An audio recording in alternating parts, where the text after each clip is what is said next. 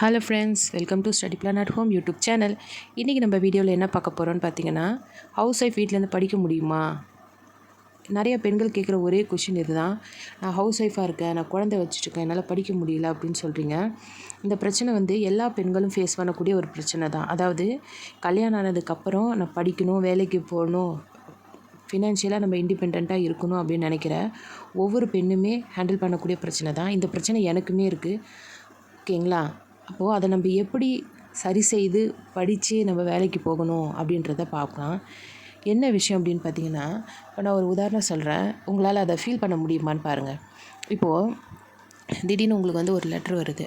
என்னன்னு பார்த்தீங்கன்னா, இந்த மாதிரி உங்களுக்கு டீச்சர் வேலைக்கு ஆர்டர் வருது, நாளைக்கு நீங்கள் டியூட்டியில் ஜாயின் பண்ணணும் அப்படின்னு சொல்லிட்டு ஒரு லெட்ரு வருது. இப்போ அந்த லெட்டரை நீங்கள் கையில் வாங்கின உடனே ரொம்ப சந்தோஷப்படுவீங்க, எல்லாருக்கிட்டேயும் சொல்லுவீங்க, சந்தோஷமாக இருப்பீங்க. அதை என்ஜாய் பண்ணுவோம் எல்லாருமே. ஓகேங்களா? என்ஜாய் பண்ணி முடித்ததுக்கப்புறம் அடுத்த சிந்தனை என்னவாக இருக்கும்னு நினைக்கிறீங்க? நாளைக்கு எத்தனை மணிக்கு கிளம்பணும், காலையில் பிரேக்ஃபாஸ்ட் என்ன செய்யணும், மத்தியானம் லஞ்ச் என்ன செஞ்சு வச்சுட்டு போகணும், நாளைக்கு ஸ்கூலுக்கு எத்தனை மணிக்கு போகணும், அங்கே ஸ்கூலில் போனோடனே கிளாஸ் எடுக்கணுமா, அங்கே போய் எப்படி பேசணும், இந்த மாதிரி விஷயங்கள் தான் உங்கள் மைண்ட் செட்டுக்குள்ளே வரும். ஓகேங்களா?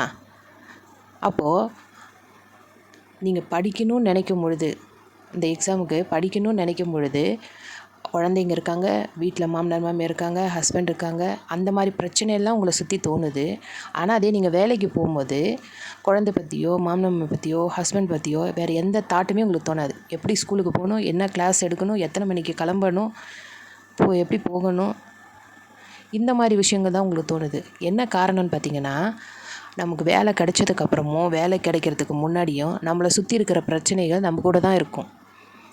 நம்ம பிரச்சனைன்னு சொல்கிறது நம்ம குழந்தைங்க, வீட்டு வேலை, துணி துவைக்கிறது, பாத்திரம் வளர்க்குறது, அதை தான் சொல்கிறோம். ஓகேங்களா? சும்மா ஒரு உதாரணத்துக்கு தான் சொல்கிறேன். அந்த பிரச்சனைன்றது நம்மளை சுற்றி அப்படியே தான் இருக்கும். ஆனால் நம்ம கண்ணுக்கு அது தெரிய மாட்டேங்குது. என்ன காரணம்னு பார்த்தீங்கன்னா, வேலைன்றது நமக்கு பிடிச்ச ஒன்று, வீட்டில் படிக்கணுன்றது நமக்கு பிடிக்கல. அதுதான் மெயின் ரீசன். இப்போ நீங்கள் வீட்டில் இருக்கும்போது படிக்கணும்னு நினைக்கிறீங்க, ஆனால் உங்களை சுற்றி இருக்கிற பிரச்சனை உங்கள் கண்ணுக்கு தெரியுது. ஆனால் இதே வேலைக்கு போகணுன்னு நினைக்கும் போது, இப்போ வேலை கிடச்சிச்சு, நாளைக்கு வேலைக்கு போகணுன்னு நினைக்கும் பொழுது, வேலைன்றது உங்களுக்கு பிடிச்சிருக்கு, நம்மளுக்கு சம்பளம்னு ஒன்று கிடைக்கும், நம்மளுடைய கஷ்டம் மாறும் அப்படின்னும் போது, அதை தவிர வேறு எந்த ஒரு பிரச்சனையுமே உங்களுக்கு கண்ணுக்கு தெரியல. இப்போ இருக்கிற அதே பிள்ளைங்க தான் நாளைக்கு வேலை கிடைக்கும் போது இருக்கும். ஓகேங்களா? இன்றைக்கி நீங்கள் என்னால் படிக்கும்போது குழந்தை இருக்குது, என்னால் பார்த்துக்க முடியல அப்படின்னு சொல்கிறீங்க. நாளைக்கு வேலைக்கு போகும்போது அதே குழந்தைங்க நம்மக்கிட்ட தானே இருக்கும். அப்போ நாங்கள் பார்த்துக்க முடியல, என்னால் குழந்தைய பார்த்துக்க முடியல, அதனால் நான் வேலைக்கு வரமாட்டேன்னு சொல்ல மாட்டோம் இல்லைங்களா? அப்போது அந்த விஷயம் நமக்கு என்ன பண்ணணும், ஃபஸ்ட்டு நேசிக்க ஆரம்பிங்க. என்ன மேடம் இப்படி சொல்கிறீங்க, அது எவ்வளோ கஷ்டம் தெரியுங்களா அப்படின்னா, இந்த கஷ்டம் எனக்கும் இருக்குது, நானும் ஒரு சின்ன பையனை வச்சுருக்கேன், நாங்களும் படிக்கணும், கஷ்டப்படணும், எல்லாருக்குமே இந்த பிரச்சனை இருக்குது. அப்போது இந்த பிரச்சனையை எப்படி நம்ம தாண்டிட்டு வந்தால் தான் நம்மளால் ஜெயிக்க முடியும். அந்த பிரச்சனைக்குள்ளார இருந்தால் நம்மளால் ஜெயிக்க முடியாது. நீங்கள் ஃபஸ்ட்டு படிக்கணுன்றதை நேசிக்க ஆரம்பிங்க. அட்லீஸ்ட் நேசிக்க முடியலன்னா கூட முயற்சி பண்ணுங்கள். ஓகேங்களா? இது நம்ம படிக்கணும். நீங்கள் இனிமேல் டெய்லி எழுந்திரிக்கும் போது, ஐயோ இதை இப்போ இன்றைக்கி ஒரு ஒரு ஒரு உதாரணத்துக்கு சொல்கிறேன், ஒரு 6வது புக் இருக்குது, 6வது ஃபஸ்ட் லெசன் தமிழ் இருக்குன்னு வச்சுக்கோங்களேன்.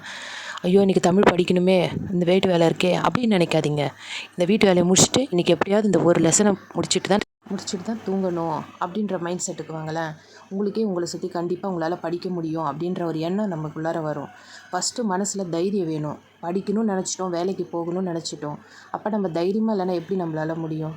பார்த்துக்கலாம், நம்மளால் செய்ய முடியும் அப்படின்னு நினைங்க. உங்களுக்கு இருக்கிற பிரச்சனை தான் எல்லாருக்குமே இருக்குது. எல்லாருமே அந்த பிரச்சனையோடு தான் வாழ்கிறோம். ஓகேங்களா? இந்த பிரச்சனையை நம்மளால் தவிர்க்க முடியாது. அதாவது பிரச்சனைன்னு சொல்கிறது நம்ம ஃபேமிலியை. ஓகேங்களா? இந்த ஃபேமிலி நமக்கு முக்கியம், நம்ம படிக்கணும், நம்ம வேலைக்கு போகணுன்றது முக்கியம். வீட்டில் குழந்தைங்க தானே, அது எந்த நேரம் தூங்குறாங்கன்னு பாருங்கள். குழந்தைங்க மோஸ்ட்லி சின்ன குழந்தைங்க வச்சுருந்தா, குழந்தைங்க தூங்கும் போது தான் நீங்கள் படிக்கணும், மற்ற நேரம் உங்களால் படிக்க முடியாது. இதுதான் உண்மை. நம்ம புக் எடுத்துகிட்டு இருப்போம், சின்ன குழந்தைங்களுக்கு ஏதாவது கொண்டு வாயில் வச்சுக்கும், ஏதாவது சாப்பிட்ருவாங்க, ஏதாவது குத்திக்கும். அதனால் சின்ன குழந்தைங்க வச்சுருந்தா தயவுசெய்து நீங்கள் புக்கை அப்போ எடுக்காதீங்க. குழந்தைங்கள தூங்க வச்சுட்டு, அவங்கள மடியில் வச்சுட்டு புக் எடுத்து நீங்கள் அப்படியே சும்மா ஃபஸ்ட்டு ரீட் பண்ணுங்கள்.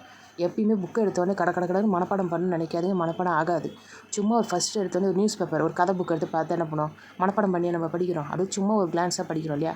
அந்த மாதிரி ஃபஸ்ட்டு படிங்க. ஒரு 2 தடவை படிங்க, 3வது தடவை நீங்கள் படிக்கும்போது உங்களுக்கு ஆட்டோமேட்டிக்காக அந்த கருத்துக்கள் ஞாபகத்துக்கு வரும். அதனால் பயப்படாதீங்க, தைரியமாக படிங்க. கண்டிப்பாக உங்களால் முடியும். ஓகேங்களா? உங்களுக்கு எப்போ எந்த டவுட்டாக இருந்தாலும் கண்டிப்பாக நீங்கள் கமெண்ட் பாக்ஸில் போடுங்க. அதுக்கான நான் டவுட்டு கிளியர் பண்ணுறேன். அதே மாதிரி நீங்கள் எப்படி படிக்கணும், அப்படின்ற மெத்தடையும் நான் சொல்லி கொடுக்குறேன். கண்டிப்பாக நீங்கள் நம்ம வீடியோஸை சப்ஸ்கிரைப் பண்ணிக்கோங்க, நம்ம நோட்டிஃபிகேஷனை ஆன் பண்ணி வச்சுக்கோங்க. நம்ம வீடியோ போடும்போது நீங்கள் அதை பாருங்கள், உங்களுக்கு கண்டிப்பாக நிச்சயமாக ஒரு ஐடியா கிடைக்கும். ஓகேங்களா?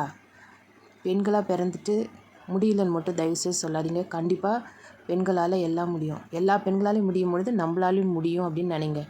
அதாவது முடியலன்னா கூட முடியும்னு நினைங்க. கண்டிப்பாக நல்லதே நடக்கும். பாய்.